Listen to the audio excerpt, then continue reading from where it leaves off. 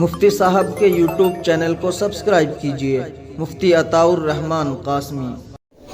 یہ ہونہار بچے جو ہمارا مستقبل ہیں اور آنے والے زمانے میں، آنے والی ساعتوں میں یہی بچے اسلام اور ایمان کی عظیم نعمت کو اور اس کی امانت کو سنبھالنے والے اور سمجھنے اور پرکھنے والے ہوں گے انشاءاللہ۔ انہی بچوں میں سے کوئی بچہ مفسر بنے گا اور انہی بچوں میں سے کوئی بچہ محدث بنے گا اور انہی بچوں میں سے بہت سے بچے ایسے ہوں گے جو حافظ و قاری اور عالم و مولوی بنے گا، اور امت کے اندر تعلیم اور اصلاحی دعوت اور فکر کو اجاگر کریں گے انشاءاللہ۔ میرے پیارے بچوں، چند باتیں میں ان بچوں کے حوالے سے کہوں گا اور چند باتیں ایسی ہیں جو ہم سب کے لیے رہنمائی، ہدایت اور اصلاح سے متعلق ہے۔ میں نے قرآن پاک کی ایک آیت تلاوت کی ہے جس آیت کے اندر اللہ تبارک و تعالی امت کے ایک طبقے کے بہترین عمل کو متعارف کرا ہے۔ ظاہر سے بات ہے کہ ساری دنیا کسی ایک کام پر لگ جائے، یہ ایک مشکل چیز ہے، لیکن اللہ تعالی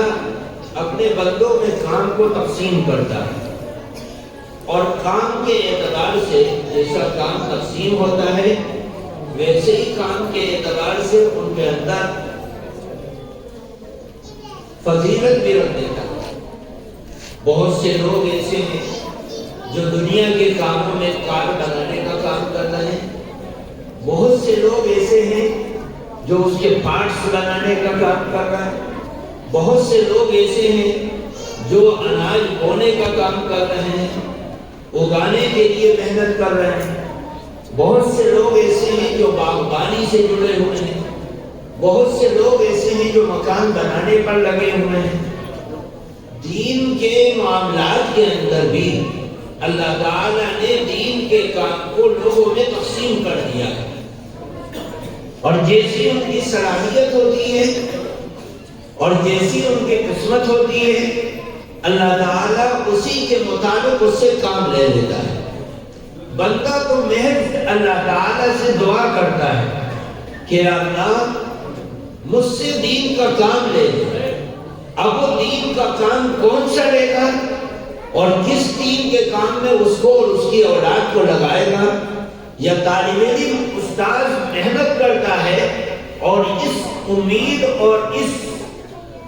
لالچ میں امید یہ کرتا ہے کام کہ استاد محنت کہ میرے سامنے پڑھنے والا طالب علم دین کا محافظ بن جائے، اور دین کی حفاظت سے کے اندر اللہ تعالیٰ نے انیک کام رکھے، لیکن اس کی پیشانی پر لکھا نہیں رہتا کہ وہ محدث بنے گا یا فقیہ بنے گا یا مفتی بنے گا یا عالم بنے گا یا قاری بنے گا یا داعی بنے گا یا قوم کا رہبر بنے گا یا مبلغ بنے گا، اس کی پیشانی پر لکھا نہیں ہوتا۔ ماں باپ بھی دعا کرتے ہیں اور اساتذہ بھی دعا کرتے ہیں، اور جو لوگ تعاون کرنے والے ہیں وہ بھی اپنی ہر اعتبار سے دعا کرتے ہیں کہ ہمارا پیسہ جہاں لگ رہا ہے وہ پیسہ اس قابل بنا دے آدمی کو کہ جس کے اوپر لگایا جا رہا ہے وہ بچہ دین کا محافظ بن جائے۔ میرے پیارے بچوں، اللہ تعالیٰ نے تم سے کون سا دین کا کام لینا ہے یہ صرف اور صرف اللہ تعالیٰ کی توفیق اور اس کی سعادت پر موقوف ہے۔ تمہیں کون سی سعادت بخش دے اور بڑا کام لے لے یا چھوٹا کام لے لے یا کمی کا لے لے یا زیادتی کا لے لے یا عمر گھٹا دے یا بڑھا دے، ایسا بہت سے لوگ ہیں جن سے اللہ تعالیٰ نے بہت بڑے بڑے کام لیے لیکن ان کو موقع نہیں ملا، ان کی زندگی کے ایام کم ہوئے، اگر زندگی اور بڑھ جاتی تو ان کے دین کے کام کے اندر اور دعوت کے کام کے اندر بڑی رونمائی اور بہت ہی زیادہ روشن چراغے کا کام کرتا. لیکن اللہ تعالیٰ اس قرآن پاک کی آیت میں اپنے بندوں کو یہ کہہ رہا ہے کہ سب سے بنیادی کام دین کی حفاظت، اور دین کی حفاظت کے اندر اپنے عقل اور سمجھ کے اندر دین کی سمجھ کو پیدا کرنا.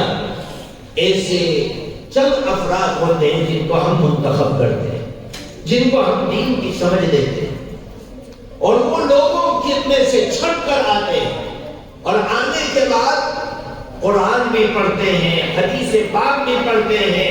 اس زمانے میں نبی کی صحبت میں بھی رہتے ہیں، نبی کے کھان پان عمل بات گفتگو سب سنتے ہیں، اور اس کی حفاظت کر کے پھر وہ اپنی قوم میں جاتے ہیں اور ان کے اوپر دوسری ذمہ داری ہوتی ہے کہ وہ دین کو سیکھے اور سیکھنے کے بعد لوگوں میں سکھانے کا کام کرے. اللہ تعالیٰ باقاعدگی کے ساتھ قرآن پاک کی اس آیت میں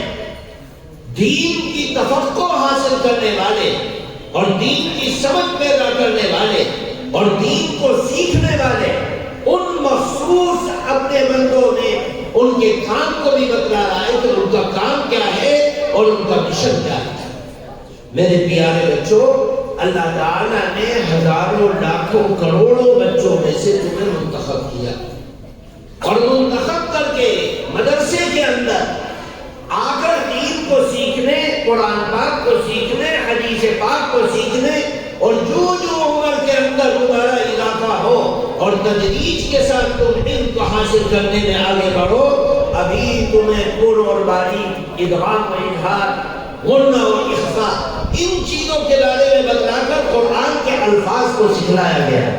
اور اس قرآن کے الفاظ کو سیکھنے کے بعد تم نے اچھی ادائیگی کے ساتھ اور لب و لہجے کے ساتھ قرآن کو پڑھنا سیکھ لیا. اب اس کے بعد ذمہ داری بنتی ہے کہ اس قرآن کو سمجھنا سیکھیں. پھر اس کے بعد ذمہ داری بنتی ہے اس قرآن پر عمل کرنا سیکھیں. اور یہ ساری چیزیں تدریجاً جیسے جیسے عمر بڑھتی ہے، علم بڑھتا ہے، سمجھ آتی ہے، عقل آتی ہے اور بڑے ہوتے ہیں، ویسے ویسے اس کے اندر علم کا اضافہ ہوتا رہتا ہے. اور ایک زمانہ ایسا آتا ہے کہ انہی میں سے منتخب ہو کر کچھ بچے ایسے ہوتے ہیں جو مفتی بن جاتے ہیں. ہزاروں لاکھوں کروڑوں کھربوں بچوں میں سے چند منتخب ہو کر قرآن پڑھتے ہیں. پھر ان میں سے چھٹنی ہوتی ہے. چھٹنے کے بعد کچھ بچے ایسے ہوتے ہیں جو قرآن کے حافظ بنتے ہیں. پھر اس میں سے چھٹائی ہوتی ہے. کچھ بچے ایسے ہوتے ہیں جو قرآن کے عالم بنتے ہیں.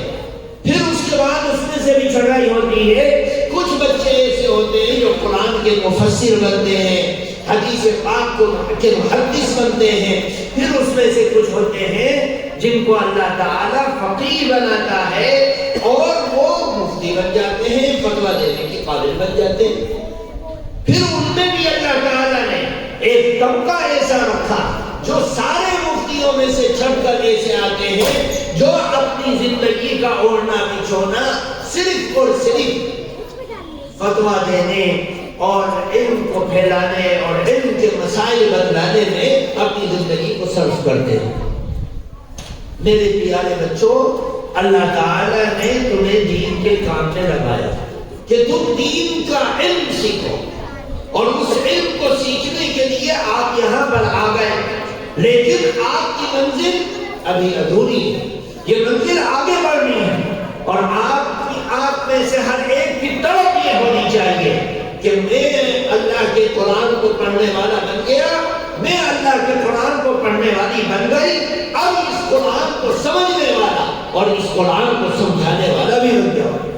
اور یہ قرآن کو سمجھنے والا اور سمجھانے والا طالب علم جب بنے گا جب اس کے اندر سچی طلب ہوگی، اور اس سچی طلب کے ساتھ وہ اپنی منزل جو علم کی منزل ہے اس کو آگے لے کر چلے گا اور اس کو سیکھنے کا کام برابر جاری رکھے گا.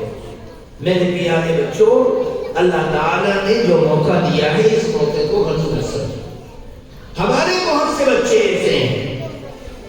جو حافظ ہونے کے بعد اپنی تعلیم کو چھوڑ دیتے ہیں۔ اب کیا ہوتا ہے کہ جب حافظ ہونے کے بعد تعلیم کو چھوڑ دیں گے تو ان کے اندر سب سے بڑی خرابی یہ آئے گی کہ وہ دنیا کے باہیات کاموں میں الجھ جائیں گے، اور باہیات کاموں میں الجھنے کے بعد جو قرآن پر انہوں نے 5 سال 4 سال 3 سال 7 سال محنت کی ہے وہ محنت ساری بیکار ہو گئی، کیونکہ جب دوسرے کاموں میں لگ جاتے ہیں نہ قرآن کو پڑھنے کا موقع ملتا ہے نہ قرآن کو سمجھنے کا موقع ملتا ہے، اور ایک زمانہ آتا ہے کہ ان کی شکل و صورت سے کوئی فیصلہ نہیں کر سکتا کہ یہ بندہ حافظ قرآن ہے،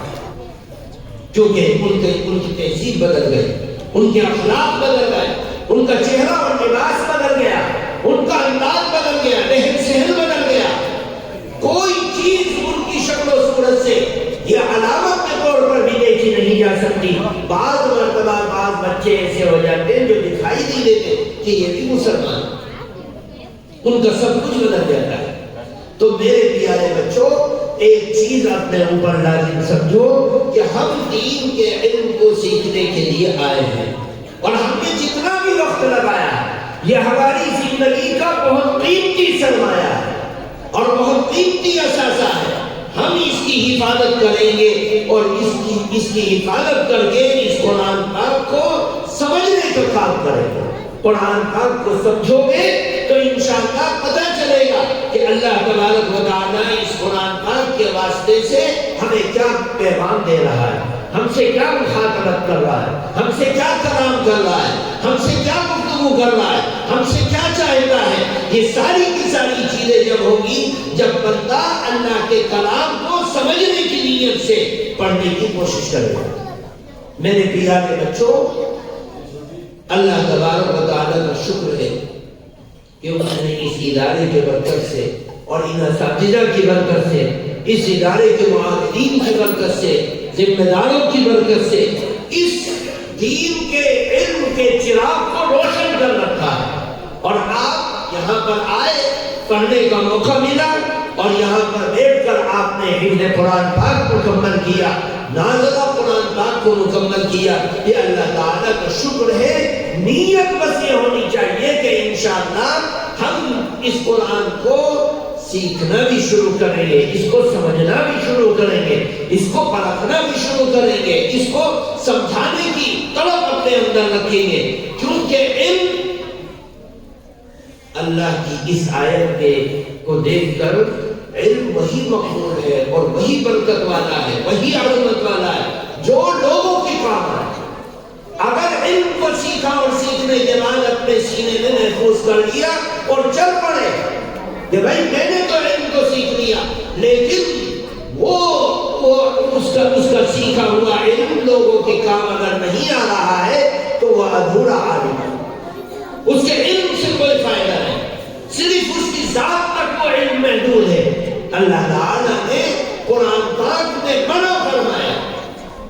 اور عالم کے مقصد کو بتلا دیا کہ عالم کا مقصد صرف اور صرف یہ ہے کہ وہ اپنی قوم میں لوٹے اور لوٹنے کے بعد لوگوں کو اللہ سے ڈرائے، بشارت سنائے، اللہ کی ناراضگی سے بچائے، ناراضگی والے کاموں سے بچائے، یعنی اصلاحی کام امت کے اندر جا کر کرے۔ یہ جبھی ہوگا جب آپ سمجھنے والے بنو گے، یہ جبھی ہوگا جب آپ کے اندر وہ صلاحیت ہوگی کہ مخاطب کو آپ سمجھا سکیں، اس کو بتلا سکیں، اس کی رہنمائی کر سکیں، اس کو راستہ انگلی پکڑ کر راستہ دکھلا سکیں، جو راستہ اللہ تعالیٰ نے دین کا نبی کے واسطے سے، صحابہ کے واسطے سے ہم تک پہنچایا۔ میرے بزرگوں، دوستوں، پیارے بچوں، اللہ تعالیٰ کا شکر ہے کہ اللہ تعالیٰ نے اس دین کے علم کو ہمارے سینوں میں جزوی طور پر محفوظ کر دیا، آگے کلی طور پر ہمیں حاصل کرنے کی طرف اپنے اندر پیدا کرنی ہے۔ دوسری بات